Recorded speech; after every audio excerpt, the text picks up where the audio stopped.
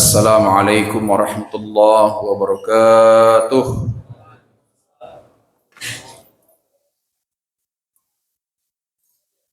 Jawab salamnya lemes gitu ya. Sahurnya kurang kali ini. Yang semangat sekali lagi. Assalamualaikum warahmatullahi wabarakatuh. Bubur kacang pakai salam. Pohon kelapa digergaji. Bapak Ibu yang jawab salam, saya doain cepat pergi haji. Jalan-jalan ke Klender, pulangnya beli getuk. Kita liatin yang nyender biar nggak ngantuk. Alhamdulillah Rabbil Alamin. Assalatu wassalamu ala hadan nabiyil karim wa ala alihi wa sahbihi ajma'in. Amma ba'd. Wa ya ibadallah usikum wa iya bitaqwallah faqad fazal muttaqun. Qala Allah Ta'ala fil Qur'anil Karim.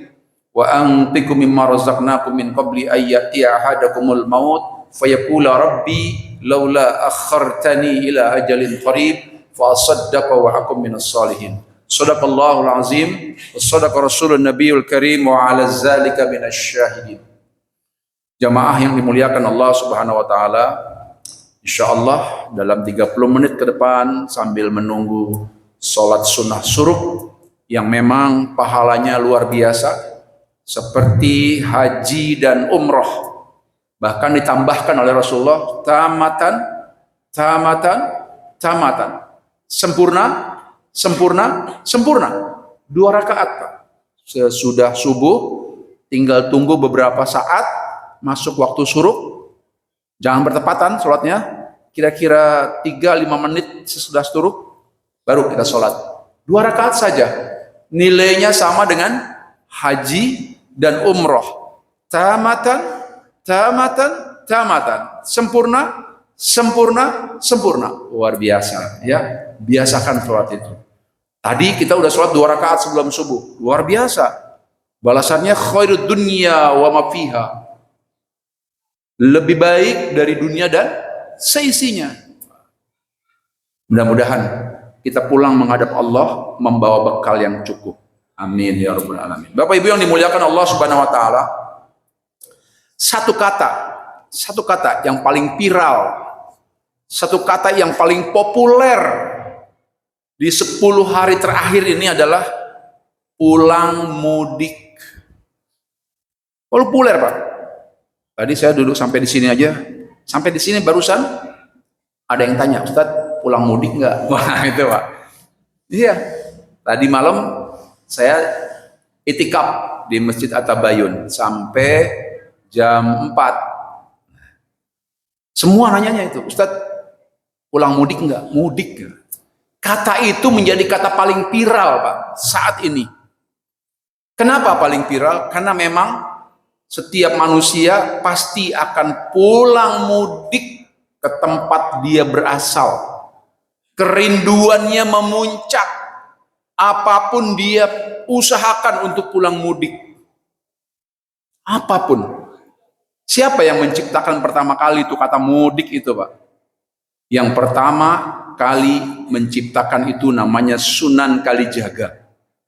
Sunan Kalijaga itu muridnya Sunan Bonang. Nama aslinya Syekh Maulana Syahid, atau kita mengenalnya dengan Sunan Syahid Syarif Hidayatullah. Ada apa rupanya dari salah satu wali 9 ini memviralkan kata mudik itu?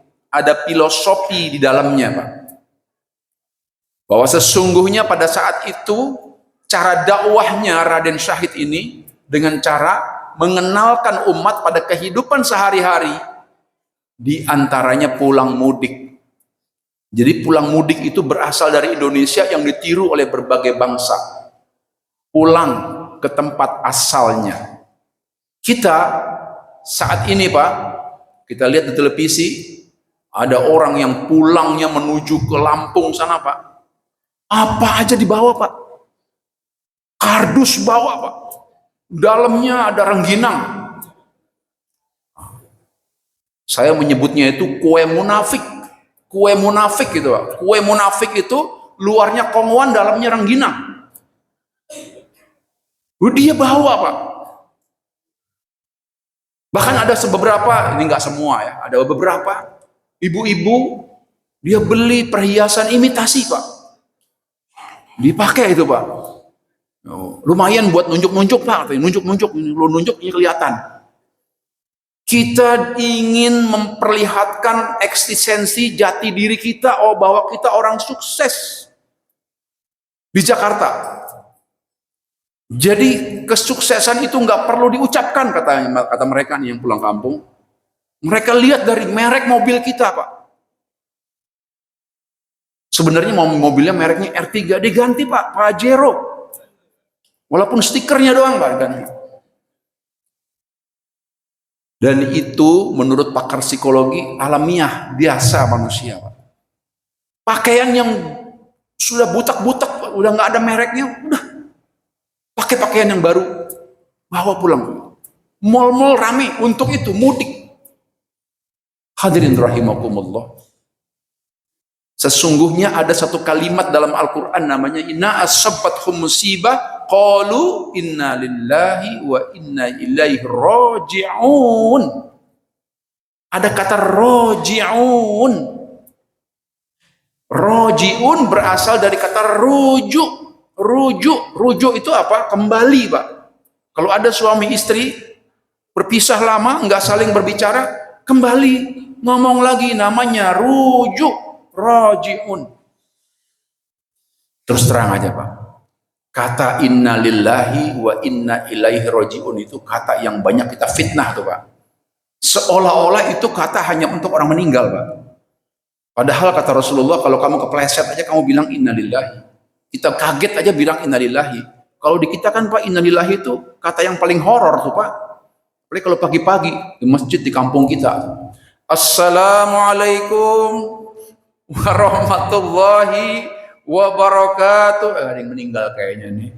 Ada yang meninggal nih. Padahal Pak RT mau ngajak kerja bakti. Pak.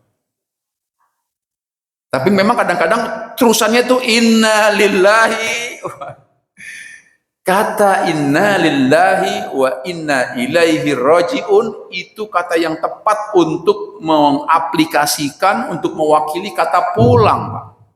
Semua datang dari Allah dan akan pulang kepada Allah. Saya pernah bilang sama mahasiswa saya, kata itu bukan hanya untuk orang meninggal, bisa juga untuk orang yang lagi sakit. Kita bilang inna lillahi wa inna ilaihi raji'un. Semua datang dari Allah penyakit itu dan akan kembali kepada Allah.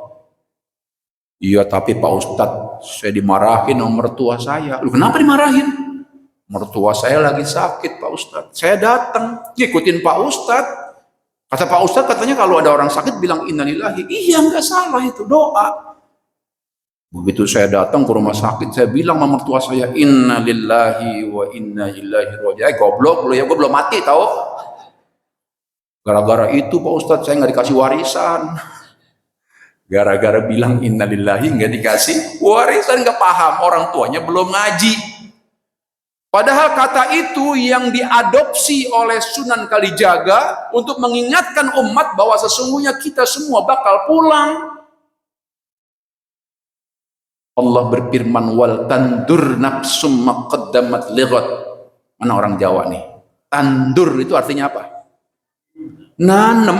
Itu bahasa dijadikan bahasa baku Jawa, bahasa Jawa. Dari bahasa Arab Pak. Wal tandur itu artinya menanam. Menanam di mana? Menanam di dunia. Ini di dunia kita lagi menanam Pak. Tadi sholat kita nanam Pak. Semalam kita sholat tarawih menanam. Itikaf ini menanam yang paling hebat nih Pak. Itikaf nih Pak, menanam yang paling hebat ini. Kenapa saya bilang menanam yang paling hebat? Semalam kita dapat pahala 84 tahun. Semalam yang baca Quran pahalanya 84 tahun. Semalam yang qiyamul lail pahalanya 84 tahun. Nabi Nuh boleh panjang umurnya Pak. Nabi Nuh Pak, sejak usia 80 tahun dia berdakwah Pak 1000 tahun. Jadi kira-kira Nabi Nuh itu wafatnya kurang lebih umurnya 1160 tahun. Nabi Nuh itu wafat, baru mati dia Pak.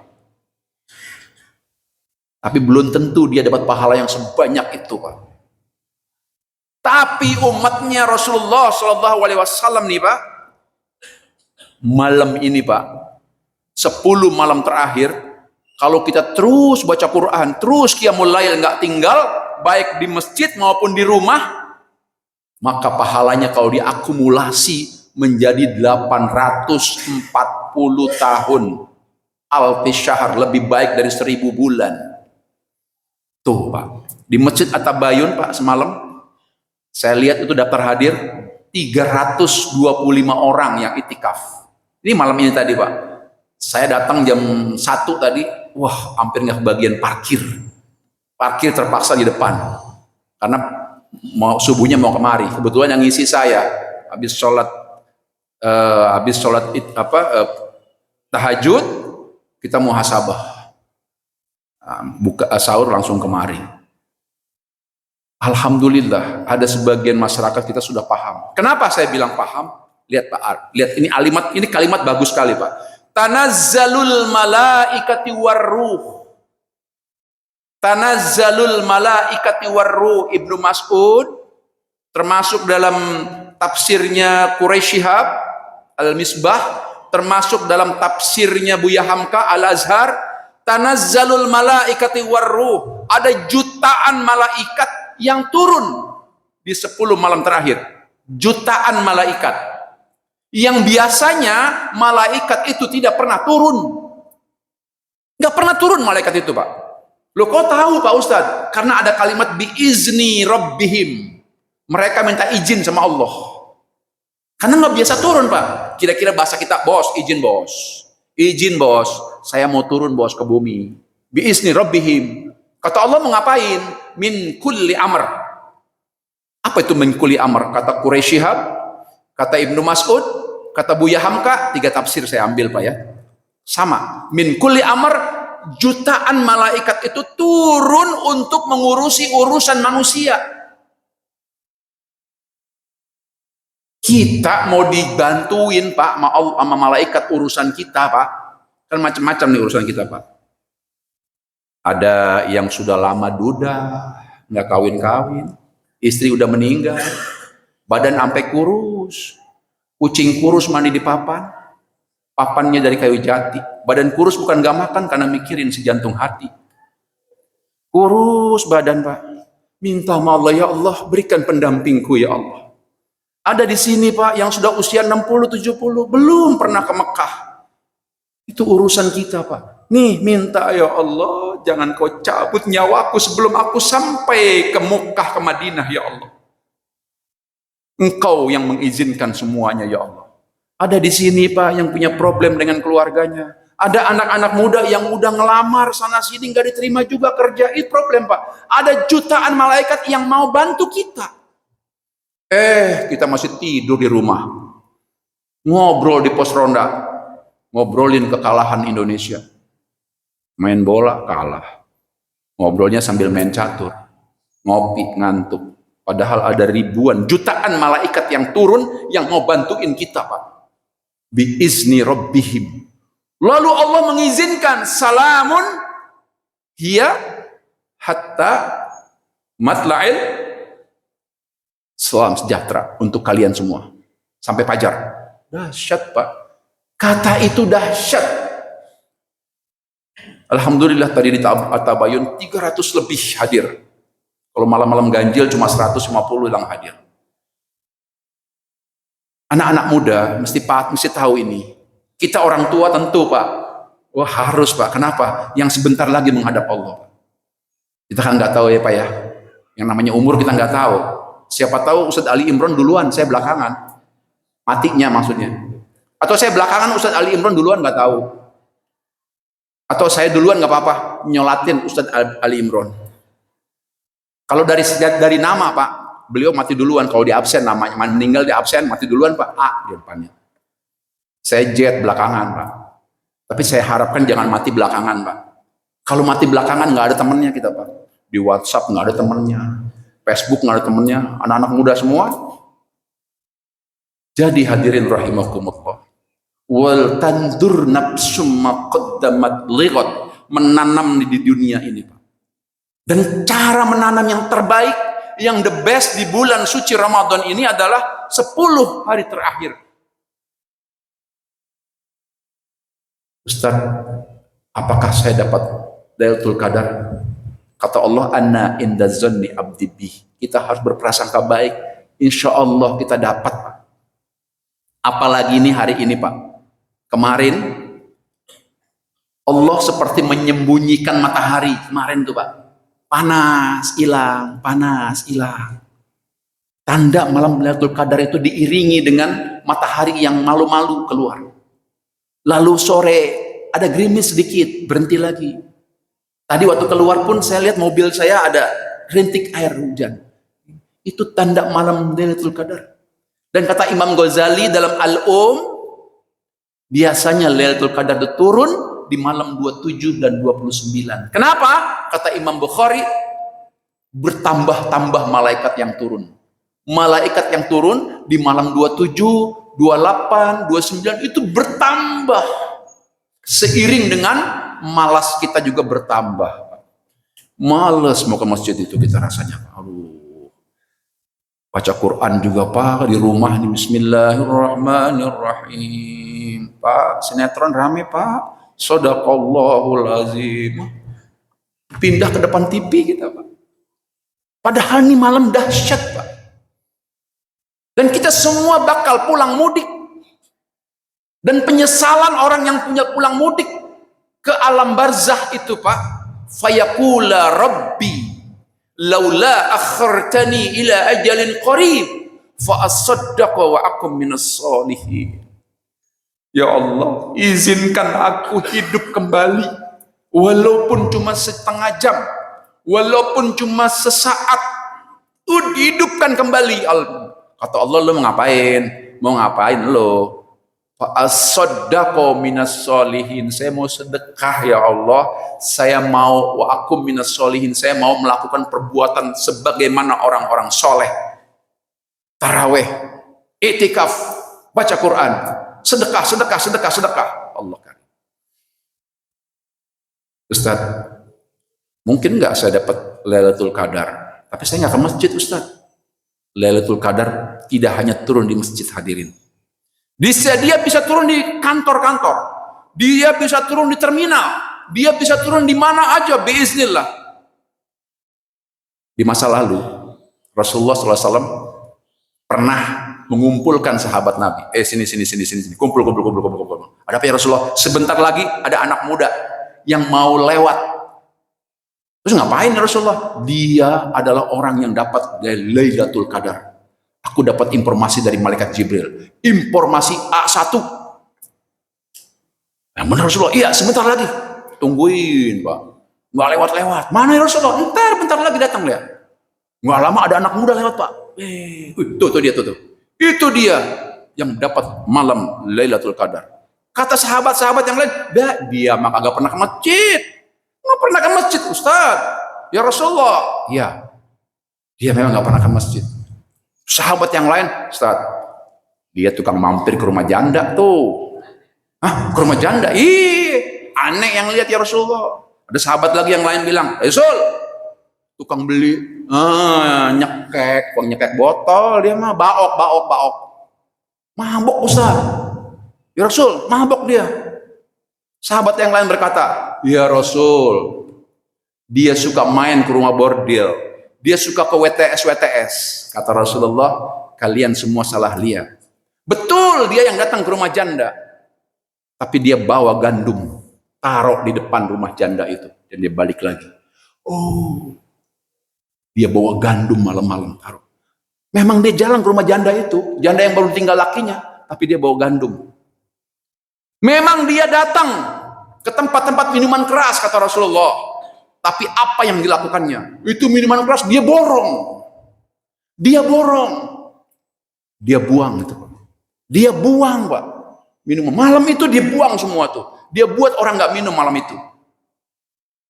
Yang ketiga, dia datang ke rumah-rumah WTS. WTS dikasih uang semua, lu per malam ini ya. Jangan kerja lu ya. Berapa lu bayar? Emang abang mau main? Enggak, gue gak main. Mau berapa seat bang? Mau berapa seat lagi? Berapa sekali main? 20 dinar gue bayar. Ini lo sama belum bayar. Ada yang tuaan dikit. Lu mah tua nih kayak 55 dinar rumah ya. Aki-aki paling yang bayar. Bayar. Dibayar semuanya Pak. Prek tuh hari itu. Dia berbuat seperti itu kata Rasulullah, dia mendapatkan Lailatul Qadar. Nggak mesti di masjid. Kami di masjid ya Rasulullah, itu yang terbaik. Karena tidak ada tempat turunnya Lailatul Qadar yang terbaik di masjid. Kalau hari ini ada yang pergi ke Lampung dengan niat satu, ingin menjumpai ibundanya, ingin bersilaturahim, itu juga bagian dari menjemput Lailatul Qadar. Tadi pagi dapat WA dari teman Ustadz, Ana udah OTW Lampung nih, lagi macet di Merak nih Ustadz. Kau niatkan itikaf, kau niatkan untuk dakwah di sana. Siap Ustadz. Hadirin rahimakumullah. Bapak-bapak yang kebetulan mau pulang kampung, sok Pak, nggak masalah Pak. Pulanglah kampung Pak. Jangan lupa Pak bawa oleh-oleh Pak ya. Biasa. Bawa kue munafik. Luarnya kongwan, dalamnya rengginang. Wal tandur nafsu maqaddamat lighad. Kita semua bakal menghadap Allah dan tidak ada yang harus kita bawa itu selain bekal yang baik pada Allah. Dan saya katakan di Masjid At-Thayyibah inilah bekal-bekal itu kita kumpulkan. Kita wafat di hadapan Allah. Saya pernah bikin kajian judulnya Kabar dari Alam Barzah. Ada jamaah bilang begini, so tahu Ustadz kayak pernah aja ke alam barzah. Memang Pak. Memang kita semua belum pernah ke alam barzah, belum pernah. Dan orang yang pergi ke alam barzah pun nggak pernah ada yang kita bekali handphone Pak. Nih handphone lu bawa ya. Nanti sama-sama lu selfie, lu liatin tuh kayak apa di sana. Nggak ada Pak. Apalagi balik lagi nggak ada. Semua orang yang pergi ke alam barzah selesai. Tahun 2010 dulu ada ketua partai besar di Indonesia pernah bilang begini, umat Islam so tahu. Ngomongin akhirat kayak pernah aja ke akhirat. Dia nggak tahu Pak, kalau kita dapat informasi dari Al-Quran, kita dapat informasi dari Al-Hadis. Kata Al-Quran, sesungguhnya alam barzah itu, surga neraka itu berkelas-kelas, berkelas-kelas. Dan hari pertama di alam barzah itu kita diperlihatkan video kita Pak. Hari pertama diperlihatkan video kita, wah gua lagi maling, oh ya Allah, gua lagi maling Kak. Lu mau kemana jalan tuh kata tuh? Dan video itu disaksikan beramai-ramai. Lu mau kemana itu? Ya Allah, gua mau ke rumah janda itu. Terus begitu Pak. Ya Allah, gua lagi korupsi, begitu. Dan hari itu Pak, setelah menyaksikan kata Allah, mereka semua bertengkar. Dalam Al-Quran disebutkan, mereka bertengkar. Kenapa bertengkar? Mereka saling menuding, lu gara-gara lu nih gua kesini. Gara-gara lu nih. Misal begini Pak, kita kepala kantor nih, ya kan? Kita mau pensiun, kita bilang sama anak buah kita, sini kumpul. Saya 15 tahun jadi kepala kantor. Nih yang saya lakukan begini, kalau ngurus surat izin, tuh kasih duit dia. No, kasih duit dia, no. Kasih duit dia. Ah, biar izinnya lancar. Terus kita pensiun Pak. Perbuatan buruk kita itu Pak, terus diikutin sama bawahan kita Pak. Itu namanya dosa jariah. Jadi nggak amal jariah aja Pak, ada dosa jariah Pak. Hati-hati tuh Pak. Siapa di antara kita yang pernah jadi manajer, pernah jadi kepala kantor, yang mengajarin anak buah kita, pengganti kita seperti itu. Selama dia melakukan itu, tiba-tiba kita meninggal Pak. Dosanya tuh ngalir pada kita. Dosa jariah, hati-hati Pak. Ya Allah Ustaz, setahun yang lalu Pak, saya ngisi kajian di Bintaro. Rupanya ada seorang bapak yang nganter istrinya Pak, yang nganter istrinya itu mendengarkan tuh tausiah saya cerita tentang alam barzah. Setelah saya ngisi, bapak itu menghadap saya, Ustaz saya mau ngobrol sebentar Ustaz. Oh iya, ada apa Pak? Tapi kalau saya lihat dari wajahnya nih kayaknya mantan pejabat nih Bapak. Iya Ustaz, saya 30 tahun Pak Ustaz, eselon 2 di Pemda DKI.